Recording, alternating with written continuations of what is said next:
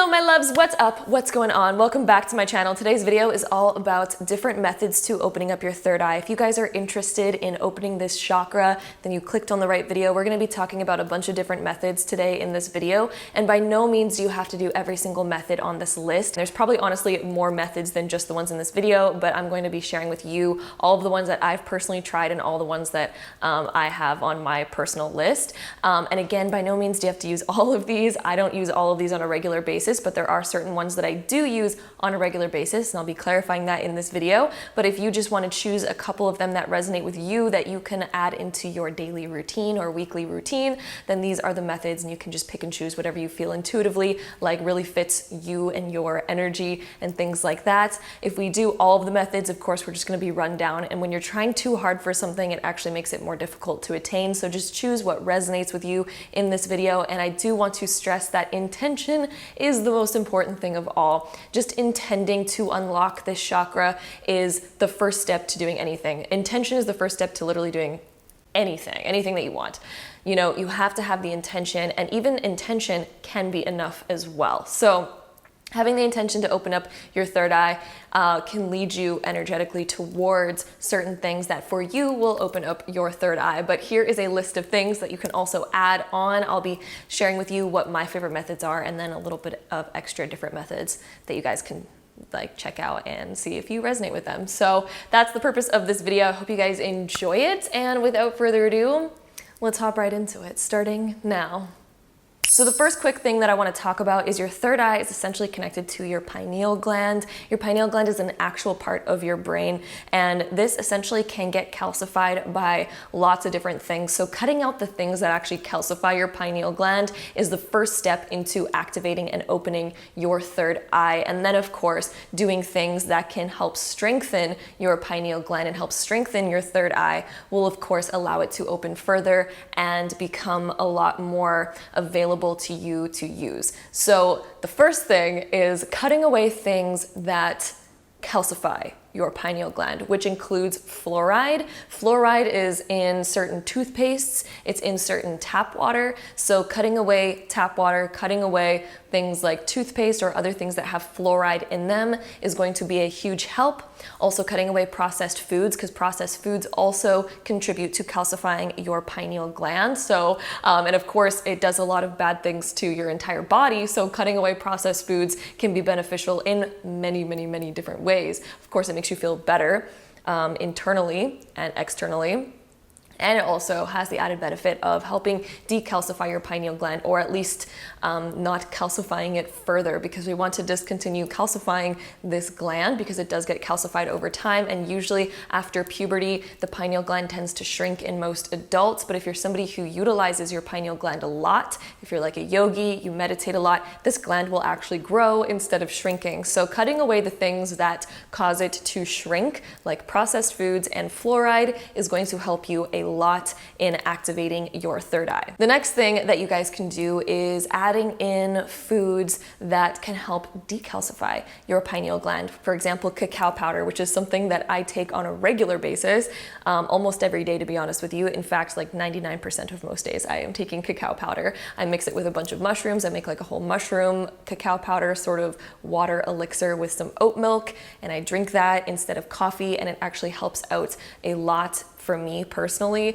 I noticed that I feel a lot more energetic and things like that. And I have noticed that my intuition is a lot stronger on the days that I have used cacao powder. And so now it's just part of my daily routine. You guys have probably heard me talk about this even a few years ago when I started actually using cacao powder, and I found it really helped me. And I go through like a whole bag of cacao powder in like 1 month. So I highly recommend it. I'll have the one that I personally use linked down below. It is organic cacao powder. I buy mine off Amazon personally, but I think you can find this type of cacao powder in certain grocery stores as well, if I'm not mistaken.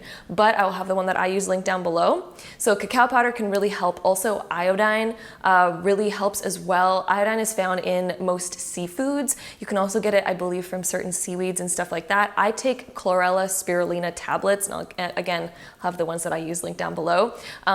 These little tablets have a lot of iodine in them, so taking this, and usually I think most Americans at least are actually a little bit deficient in iodine, and iodine can really help activate your third eye. It can help it become a lot stronger and also decalcify it. So upping the iodine intake, of course, don't ever overdose on iodine. I think like having too much of anything can be a bad thing, right? So taking whatever the recommended daily value of it is can be really beneficial and good, okay? And then the next one that I have for you guys is adding some lion's mane. And there's also a few other mushrooms that you guys can take. Reishi and chaga also really help. And I have this whole mixture. I use Om personally, the Om mushroom mixtures. They have a master blend and I mix it with cordyceps and lion's mane into my morning cacao kind of mix that I make. And these mushrooms, for example, lion's mane is really good at helping your neural pathways become stronger in your brain and in your mind. I also find that it helps make my intuition stronger just because my whole energetic energy in my brain is just a lot more activated. It does take a while for the lion's mane to start working. You need to be taking it for about 2 to 4 weeks to even start to see results, but it basically helps the neural pathways in your brain become a lot stronger. And then there's also reishi and chaga that you can use as well. And I noticed that this really helps activate my intuition as well. There's definitely these mushrooms that help, and there's probably honestly more, but those are the ones that I particularly take that help activate my third eye. There's also other mushrooms that you can take as well that will definitely help with that. If you're ever called to certain plant medicines, then maybe you're called to those. But there's definitely, I'll put out there that there's plant medicines that can also very much strengthen your third eye. And there's people that like to microdose to strengthen their third eye. So I'm just throwing that out there. That is another method as well. Having also a very healthy, clean diet is also going to help activate and strengthen your third eye as well. So again, like I said, no processed foods. But then other things that you do want to maybe look at is actually having a bit more of a bland diet. When you have too much sodium or too much sugar in your diet, that can also just take away a lot of the water and cause a lot of just like, you know, if something doesn't have enough water, it kind of shrivels up, right? And so if your organs do not have enough water, your body's gonna be a bit more dry, and that of course causes things to be less activated and less useful. Like, of course, you know, like imagine like your internal organs like a grape. If you take away too much water, it is going to become a raisin and it's not very activated. So if you want to activate your third eye, drinking plenty of fluids and water, lowering your sodium and sugar intake can be very beneficial. And I also know that there are certain yogis that like to cut away like garlic and onions, for example. Also cutting away alcohol can be very useful, and things like caffeine as well, because caffeine is a stimulant, and it's a certain stimulant that can really raise your anxiety, for example. And when we have a lot of anxiety, we're too focused on certain other things that are around us, which lowers our intuition. So cutting away things like caffeine can be very beneficial, especially caffeine that's found in coffee, because coffee is usually the one that causes a lot more stress and anxiety, heart palpitations, and things like that. So if you notice that you're somebody who is quite affected by caffeine, cutting that out, or even just trying to cut it out for a little while, because if you've been taking caffeine for such a long time, you might not even realize that you might be somebody who is greatly affected by caffeine because you've gotten so used to the feeling of it. So cutting it out for a little while to just find how sensitive you actually are to it can show you how much it's probably affecting you right now. So if you want to heighten your intuition and activate your third eye, cutting away caffeine can be very beneficial. Cutting away alcohol, of course, because we know that alcohol is not good for us. And again, it will help hydrate your body when you cut it away, right? So alcohol, we know it dehydrates you and it does a lot of other things. It takes you out of your soul space. They call it spirits. They call alcohol spirits because your spirit essentially can kind of come out of your body and it welcomes in other spirits. That's a whole other video, but you've probably heard this a lot on the internet if you're somebody who likes to research all these sorts of things. You've probably already heard of this, but essentially that's why alcohol is called spirits, and that's why we tend to act and lose a lot of our inhibition. And then, like I said, also garlic and onion. Garlic and onion, as I heard from one of my friends actually, you guys probably know him, he's on YouTube as well, so Master Shri, he talks about this and told me about this, is cutting away garlic and onions. And garlic and onions are really good for your physical body, but not very good for your spiritual body, because they make you more activated and more aware of your physical body. And they're very strong, they're very potent, they're very potent. And so it makes you more in your physical body rather than heightened in your awareness spiritually. And so it brings you back into your physical body a lot. And so we want to kind of be less aware of we want to be more aware of the subtle energies around us, while still being very conscious. And so being in your body, being very conscious, but allowing yourself to be aware of the subtle energies around you. And so that's why alcohol is not good, even though, alcohol does help take you out of your body, but you become less conscious. And so you're not really aware of the subtle energy around you, right? Whereas cutting away garlic and onion, it does help you exit your body a little bit while still being more conscious. You're more aware of spirit at that point. Less aware of the physical body, more aware of spirit. And you still are very conscious in your mind. The next point that I have for you guys is getting away from busy or polluted areas. If you live somewhere where there's a ton of people, you're gonna be picking up on so much energy at once, which can be very difficult if you're new to being psychic, for example, it can be very difficult to sift through that energy to find what you're actually looking for, or to, maybe give somebody a psychic reading, or to feel things for yourself, or to just sense anything in general, because it's just like an overload essentially. And so if you find yourself in a lot of busy areas all the time, you might get just sensory overload at that point, and your brain's gonna be like, I cannot compute. Like it's very difficult. And so leaving those types of areas, and also leaving polluted areas, because a lot of pollution can also cause your pineal gland to calcify, or you won't be as aware of it, because again, you're adding in a lot of toxins into your body. And so your body's busy filtering out so much toxins, busy cleaning itself out. And when your body's so preoccupied with other things, you're going to notice that your intuition might not be as strong in those areas. Also, another thing that you can do is you can do salt baths, like Epsom salt baths, or just salt in general, to cleanse out your body. So if you notice that your body's holding on to a lot of different energies, or sometimes maybe you don't even notice that your body is carrying a lot of energy or weight with it, doing a salt cleanse, like a salt bath or something like that, can really help, because it'll help you basically shed away and clean away all of the energetic stuff that you might have picked up on during your day. It helps you rinse all of that away, so it's not filtering out or not standing in the way of you using your psychic intuition. And so doing like a cleanse, chakra cleanse, Reiki can be very helpful.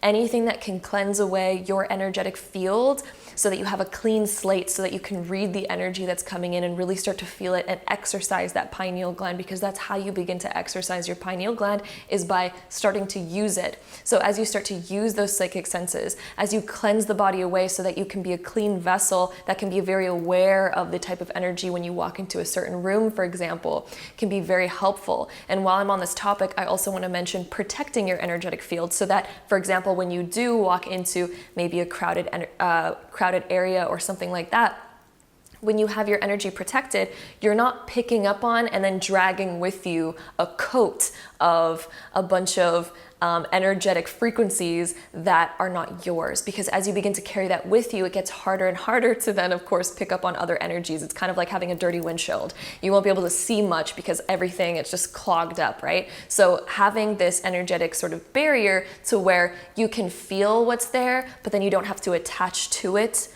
and it's not going to follow you around everywhere. So protecting your energy, creating a bubble of white light around you, which is very easy to do. You can essentially just sit here, meditate, close your eyes, and imagine, or even just move your hands around you while feeling 100% pure white light, just coming around and encapsulating. You can set your intention with this as well. So you can say, I want to, keep my energetic field safe. I want to still be able to sense different energies, but I don't want them to come in and pollute my own energy. So you can set that intention to make that bubble while still being aware and still being able to feel other energies, but not then carry them with you like having a dirty car, you know what I mean? So this is another thing that you guys can do. Another thing that you can do for opening up your third eye, for example, is actually opening up that chakra with Reiki or with intention. And so one thing that you can do in the middle of a meditation, if you want to work on opening and cleansing your chakras, you should always start, in my opinion, from the bottom up. Some people going from the top down. I personally prefer going from the bottom up and opening my chakras that way, but you can go downwards as well. But I like starting from the root and cleansing out those chakras and beginning to open them while also protecting my energy from anything that's around me while I do this. It's really important to protect your own energy when you start to open up your chakras, but you can actually begin to open your chakras. And you should never really open up one particular chakra on its own unless you're doing a specific thing for that, and that's the actual intention of what you're doing. But I personally prefer, whenever I open up my third eye, I like to open up all the lower chakras at the very least while doing that, and then also opening up the crown. So if you're intending to open up your chakras to be more sensitive, you'll really want to protect your energy when doing this, just in my experience, because when you have really, really open chakras, you can be susceptible to allowing in a lot of energy from the external environment. So when you're doing this, for example, if you're doing like a really deep reading for somebody and you really want to be open and aware, it's really good to protect your energy. But then if you really want to be open and psychic, opening up, your third eye and a few of your other chakras to just be really open and aware can be very helpful. So cleansing these out and then opening those chakras with Reiki for a particular purpose, and then remembering to cleanse them and close them afterwards is another thing that you can do if you guys are already good at doing this, or if you guys know Reiki. If you do not know Reiki, I wouldn't recommend really trying this because you might not know all the different things that you have to do in order to protect your energy. I know for myself, I've sometimes had to learn these things on my own, and it's just been like a whole chaotic experience. And I'm like, why am I feeling so much weight in this chakra that I didn't have before? So it's really good to know a little bit about Reiki and things like that and chakras before particularly doing this exact one. But if you guys do know Reiki and you do know quite a bit about the chakras, then this could be something that you guys could do as well if you guys feel comfortable with doing that. Another thing that you can do to open up your third eye is utilizing crystal energy. There's many crystals that connect with different chakras of the body, or can enhance your energetic, magnetic field around you, which when you amplify your magnetic field, you're more sensitive and aware of energies that are around you, but also using crystals that activate the pineal gland or activate the third eye. So selenite is one of them that really activates your intuition. It's very connected to the moon. And so selenite is one really good crystal that you guys can use for opening and activating your third eye. Even having this crystal around has amplified my energy so much. It's also a charging crystal. You can charge other crystals with it. It is a very powerful crystal, to say the least. Or utilizing any crystal that is a dark blue color, because the dark blue color associates with the third eye. So utilizing that, or a silver crystal. Silver crystals can also connect with the third eye, since they're very connected to the moon and very connected to intuition and things like that. So silver crystals, dark blue crystals, or for example, selenite. So that's one little quick hack of finding out which crystals connect to which chakras. Usually color gives it away really easily. Not all the time, but usually that's a rule of thumb. If you guys don't know about a particular crystal, usually just going off of color can most of the time work really easily. Another thing that you guys can use, I know this list is long, right? But another thing that you guys can do is something called supernatural breathing. So I started doing this, I learned it from Dr. Joe Dispenza talks about it, for example. And I was using this and it caused a lot of different things for me, a lot of different experiences, but it does also activate your pineal gland, okay? And the way that it does this is supernatural breathing is essentially when you are breathing in a particular way, you kind of go into a meditative state. Essentially, you take a really deep breath in, and then you begin to squeeze your lower abdominal muscles, because essentially what you're trying to do, you have something called cerebral spinal fluid that's in your spine, right? And your spine goes all the way up essentially to your the back of your neck. And cerebral spinal fluid, I think every 24 hours it rinses out your brain. But what you can do with supernatural breathing, and what you're essentially trying to do, is bring up that chi from sitting at the bottom chakras, because of course with gravity, all the cerebral spinal fluid is sitting at the bottom and the base of your spine. And so with supernatural breathing, you're essentially trying to bring that chi, that life force energy, that cerebral spinal fluid back up your spine to essentially put pressure on your pineal gland, because you have little crystals in your pineal gland. And when these crystals have pressure on them, it creates piezoelectricity. And this activates your third eye and also increases your electromagnetic field around your body, and can also release a little bit of DMT, which can cause you to have a very deep spiritual awakening experience. It's sort of like it's hard to explain. It's just basically like a whole spiritual experience. But for the purposes of this, it activates and strengthens your third eye. So doing something called supernatural breathing. I'll try to have a video linked down below where he explains it a lot better than I can about how to actually do supernatural breathing. But essentially it's by squeezing your excretion muscles and squeezing up and up and up while focusing on that cerebral spinal fluid and your chi to move upwards to put pressure on your pineal gland. So again, I'll have that video that if I can find it, linked down below, where he explains it a lot better about how you do this technique essentially. But it causes you to have a very deep spiritual experience, and it causes you to activate your third eye and your pineal gland. So I highly recommend doing that. That is one that works very, very, very well. And if you do it often enough, you can actually activate this to the point where it's activated for quite some time as well. It activates for quite some time after, if you do it right and you do it properly, and you can usually have a very deep spiritual experience when you do this. So I highly recommend these techniques. Oh, and I also have a couple extra before I forget. There's also sun gazing, which you can do an hour after the sun just begins to rise. For an hour afterwards, you can sun gaze to where it's still safe to look at the sun. And this essentially activates your pineal gland, and it can cause it to decalcify as well. Or you can also sun gaze an hour before the sun fully sets. And that is also another safe time. Again, if it is hurting your eyes, don't do it, of course. But if it feels right and it feels good, you can actually get a third eye activation by sun gazing. There's quite a few different people across the world who use this for activating their third eye. And another thing that you can do is just practicing your intuition, because with practice, you are utilizing that muscle. And as you utilize it more and more, of course, you are strengthening it. So activating your third eye, utilizing it, guys. That is one of the most important things, is practicing with it, because of course this will help grow and strengthen that muscle instead of letting it just shrivel up into nothing.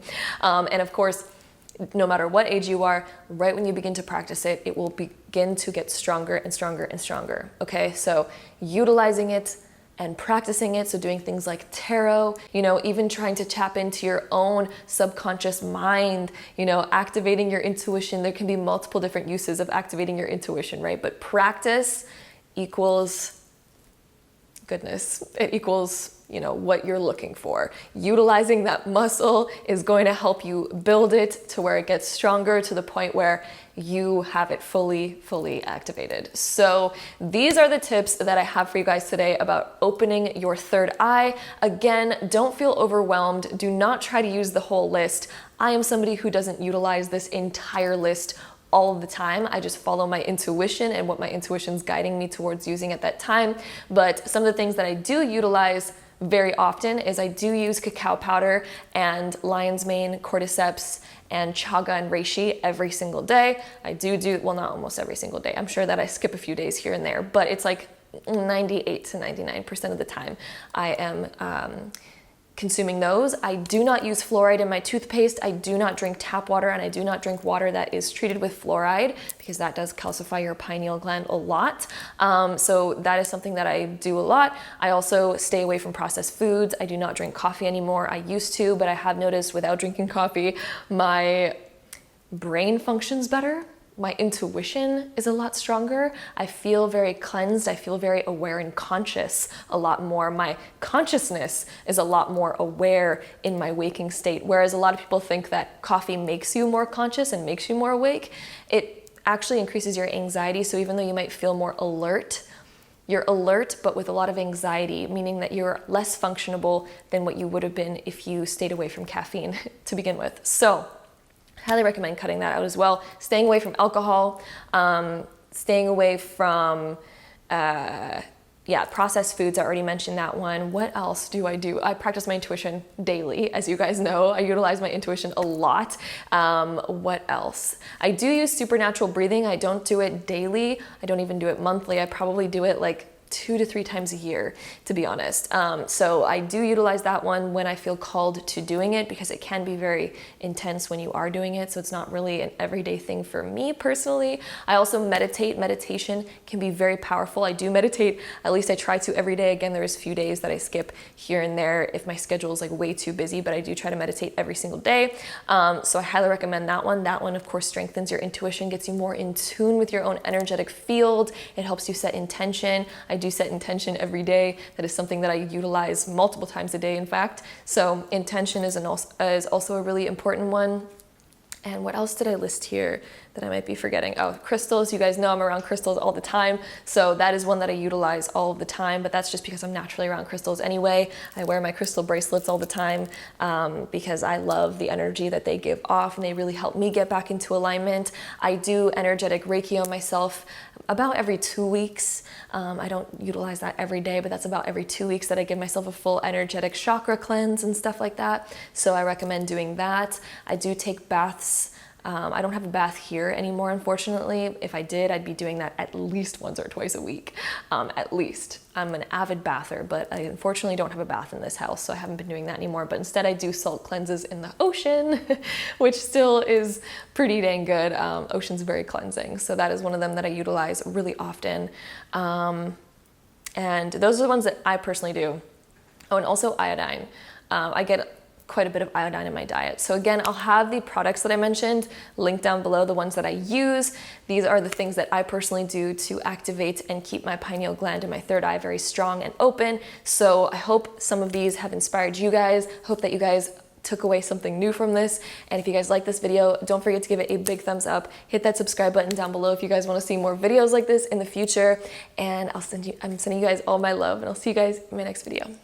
Bye.